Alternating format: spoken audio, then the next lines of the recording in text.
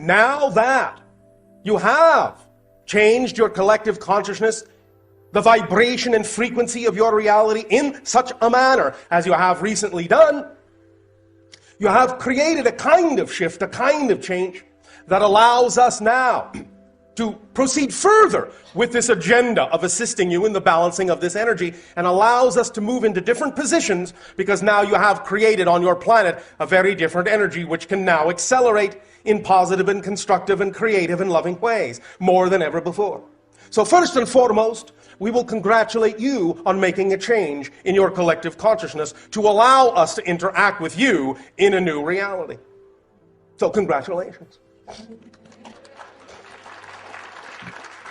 Now, once again, allow us to explain briefly the idea of what the shift is about in terms of what is actually mechanically happening. We understand that in human language you have many colloquial phrases for this idea of transformation and changing your world. And that is all well and good, and you can refer to this idea in any way, shape, or form you so desire. It doesn't matter. The effect is the same.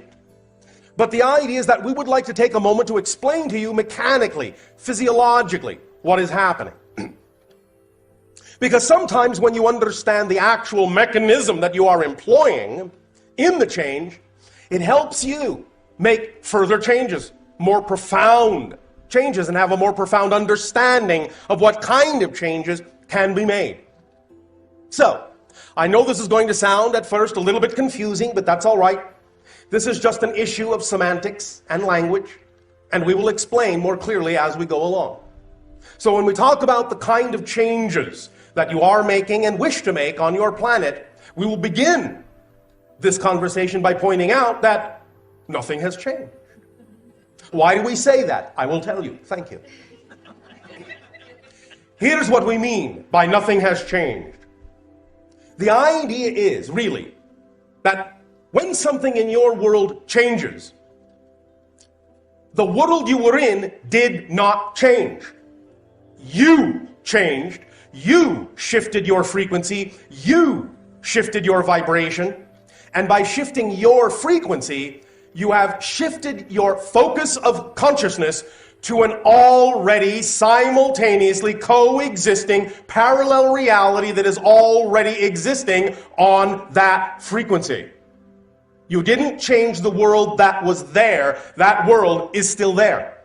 You have shifted to an already existing parallel reality that is reflective of the vibratory frequency you have shifted to personally. Thus, when you look around and see differences, it's because you have taken yourself, you have shifted yourself to a parallel earth that already had those differences in it. The old earth, the other parallel reality, still exists, still looks the same. Didn't change. But you have changed your focus of consciousness. So the idea of helping people change, of helping to change your world, is the idea really of offering other people a point of view that contains a certain frequency, a certain pitch, a certain state of being. And if they choose to match, to mirror that frequency you are offering that goes along with that different point of view, they then will see the difference in the world in which they have shifted to. They will see the difference in them reflected by the world they have shifted to. But again, the other world, still there, hasn't gone anywhere. All possible parallel realities exist now, coexist simultaneously. There is only one eternal now. Everything exists in it. We understand that from your linear space-time perspective, this may not seem to be so, but many of you are now beginning to realize this is really just an illusion. The idea really is to understand that what you call different changes, different moments, different places, different times, different experiences, even different lives, all these things coexist at the same time, so to speak. They are really just different perspectives of the same eternal now moment. So what you call the past exists right now. What you call the future exists right now. There really is no future in the future, no past in the past. Those are simply different frequencies, different experiences, all going on at the same time as what you call the present. The idea is that they're simply different viewpoints of the present. And from your linear space-time experience, the perspective you have created with the experience of linear space-time, you can create this idea that something comes before, then something comes next, then something comes after. But it doesn't really do that. An analogy we often use to illustrate this point is what you call one of your film strips on Earth. You know that when you go to watch your movie, it is made of a film strip that has many frames. Well, when you are watching the movie, from the perspective of being an audience member, you can say, well, first we see this frame, then that frame, then the next frame, then the next, and we get this illusion of continuity, this illusion of motion, this illusion of the passage of time, and things start here and things end there. However, if you are in the projection booth above the audience, you can take the film canister, you can take out the film, you can stretch out the strip of film in front of you, and you can see all the frames at the same time. You could even look at this frame first, then that frame, then that frame, then that frame, then that frame, in any order you wish. Linear space-time has been, in that sense, nullified. The idea is that all the frames exist at the same time, but from the perspective of the audience member, they only exist in sequence, to tell a story, to have an experience. But that doesn't tell you what's actually mechanically happening. It doesn't describe the existence of the film strip itself and the perspective of the projectionist who can see all the frames at the same time. This is analogous to the idea of your physical consciousness in physical reality experiencing linear physical space-time, and the idea of your higher mind, your oversoul, experiencing all your moments, all your lives at once. And the idea thus then is the reason you can connect to other lives, other experiences, is because they all exist at the same time. So you can simply cross-connect, shift your vibration. Again, another analogy, as we have often said, your television analogy. At any given moment, you can watch whatever program on your TV set you want. This does not mean there are not other programs available, but you only get the program you are tuned to at any given moment. But when you change the channel, when you shift your frequency, you get another program. Doesn't mean the program you were watching is no longer there. They all exist at the same time, but you only perceive whatever is the vibration you are tuned to within yourself. And when you change that frequency, you get different input. You get a different experience. It's as simple as that. This really is simple physics. It's really no more complicated an issue than that. And because it all exists at the same time, as all the programs at any given moment do on your television set, that's why you can switch back and forth. That's why you can know things from other lives. You may think it is a memory, and in a sense, again, colloquially, you could call it a memory of a past life, or even a memory, or if you wish, a precognition of a future life. But remember, memory is created in the present. It doesn't actually come from the past. When you have a memory, you're having it now. So you're creating it from the now. In fact, because everything actually exists now, not only do you create the experience or illusion of the future from now, you also create the illusion of the experience of the past from now. And that means that when you change your now, not only have you changed your so-called future, you've actually changed your history. Literally. Now, knowing this means you can work very powerful miracles. I will give you an example. When you see someone on your planet exhibiting a certain, shall we say, habit, the idea is that sometimes you will see that they struggle to overcome this over a long period of time, but sometimes you will notice that someone can simply arrive at a moment in their lives where they recognize that's simply not something they wish to do anymore. And no matter how addictive that habit may seem, many of you have actually witnessed people or heard of people on your planet saying, no more, that's it, what you call on your planet cold turkey. And the idea is that they do not seem to struggle with it from that point forward. It's as if they never had the habit. I'm telling you that when they change their reality that strongly, the truth is, the reason they don't exhibit any urge any longer is because they never have had the habit. Because when you become a new person, literally, you become a new person when you change your frequency every moment. And when you become a new person that has a definition that you do not now have that addiction, do not now have that habit, you actually alter all the other connections. You shift yourself to a reality where you never did. And thus that's why it is not a struggle, not an effort. No longer must you fight to overcome the habit. It simply never existed, so you're having no experience of it now. You can use your reality this way. All it takes is recalibrating your focus to understand that this is how reality is structured. And when you begin to understand this structure, the nature of physical existence in this context, you can evoke and create and manifest very powerful change. Now, I will tell you a secret about yourselves. You are all of you already, without exception, yes, without exception, Yes. Not even you, already as powerful a manifester as you will ever be. You will never be a more powerful manifester than you are now. What you will refine is your understanding of what you are manifesting. You will never manifest more powerfully than you do, because you already manifest instantaneously. If you didn't, you wouldn't be having an experiential reality of any kind.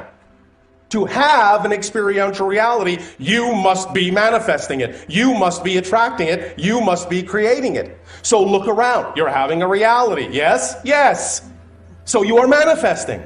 The secret is, why are you manifesting what you're manifesting? Not how do I manifest better. You can't manifest any better. You're perfect manifestors. You are made in the image of the ultimate manifester, creation itself. You are perfect manifestors. So please, please, please, we would suggest, strongly suggest, we're not telling you what to do. You don't have to listen to us. You don't have to believe us. But we would strongly suggest you don't spend time wondering how to become a better manifester. You're already a perfect manifester. What you need to do to see that you are a perfect manifester is focus on how you are manifesting, or why you are manifesting what it is you are manifesting. And as you change the definition of what you're manifesting, you will see more clearly and more obviously every moment of every day that you are a perfect instantaneous manifester. And now you have gotten a handle on the mechanism underlying the reasons why you are experiencing what you are experiencing. And all of this comes down to belief, definition. Again, this is physics. Your personality, your physical mind, is basically an artificial construct composed of beliefs, emotions, and thought pattern actions. When you have beliefs that are out of alignment with your true self, you cannot help but have emotions that are also out of alignment with your true self. And you cannot help but have thoughts and actions that are out of alignment with your true self. But when you have beliefs that are in alignment with your true self, likewise, emotion follows, thoughts follow, actions follow, and it all works in harmony. So the idea is not to work on becoming a better manifester, but becoming a clearer manifester, in the sense of knowing what you're manifesting by knowing what you believe to be true. Because it all stems from belief. Your entire physical reality experience stems first and foremost from what you believe to be true. You cannot even have an emotional response if you don't have a belief first. So when you have an emotion, when you have a thought, when you have an action that you don't prefer, always trace it back to what do I have to believe is true in order to feel the way I do. What do I have to believe is true in order to feel the way I do? That's the first question to always ask yourself when you find yourself in a physical reality experience that is out of alignment with what you prefer it to be. What would I have to believe is true in order to feel the way I do in this experience?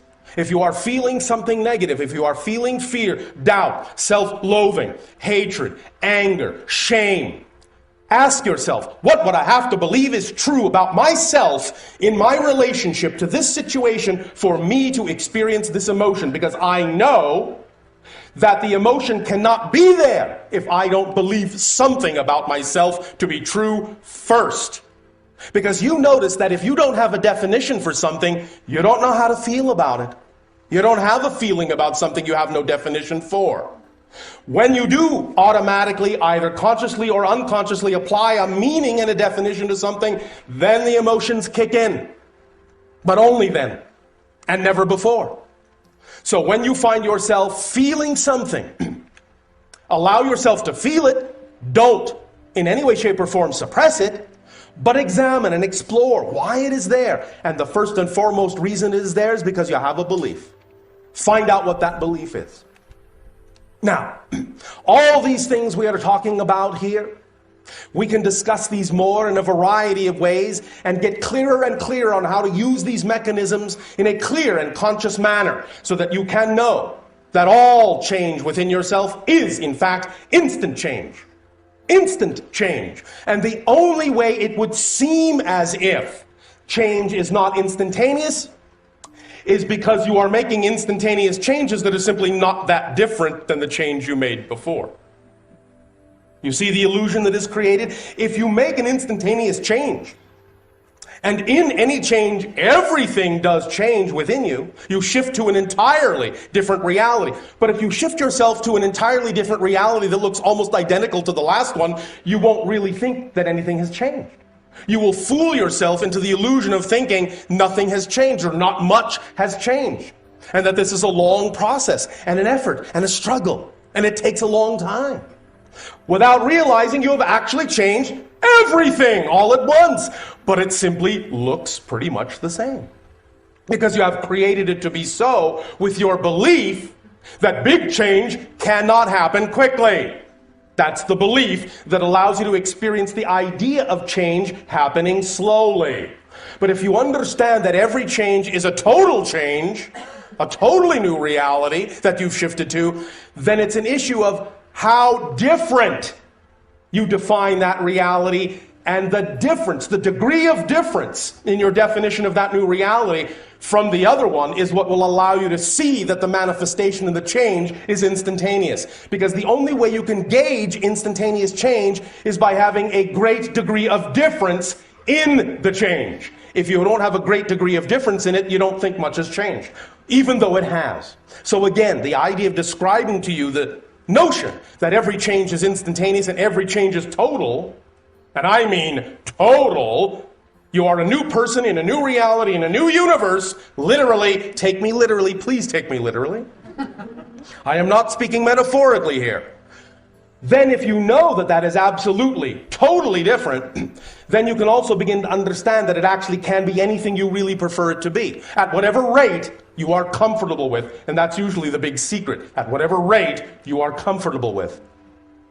Because for many of you, the idea of change is very scary. And you don't really want to change that much, even though you're changing instantaneously, totally. You want to create an experience that says you haven't really changed that. Oh, I don't want to be too different. People will think I'm strange, bizarre, weird, freaky, and all those other wonderful, colorful earth terminologies. Nevertheless, the truth is, you change everything instantaneously.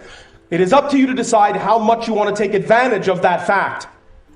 It's up to you. The rate, the pace, the style is up to you. All we are doing is letting you know that's the mechanism that's happening, so you don't have to spend time wondering how to make amazing, large-scale, rapid, instantaneous manifestations. That you're already doing.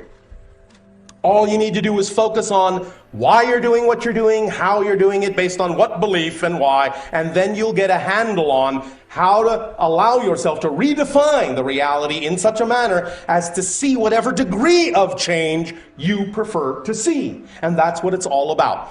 What idea, what belief is most harmoniously aligned with your true self? Now, we have said, yes, true self, out of alignment, in alignment with true self, true self. What's true self?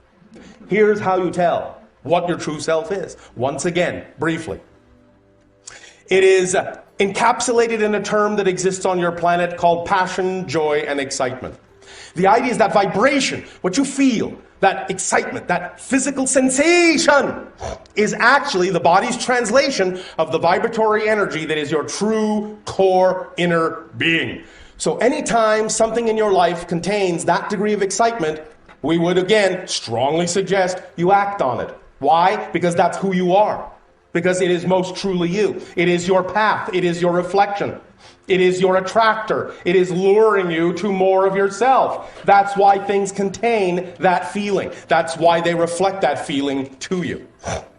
And that's why you can know that if you act on your joy, it will support you because it's your true self. I know. You have many different belief systems on your planet that doubt the ability of your excitement to support you, and we can talk about some of those at length if you wish. Nevertheless, it does have the ability to support you. Why? Because it is you.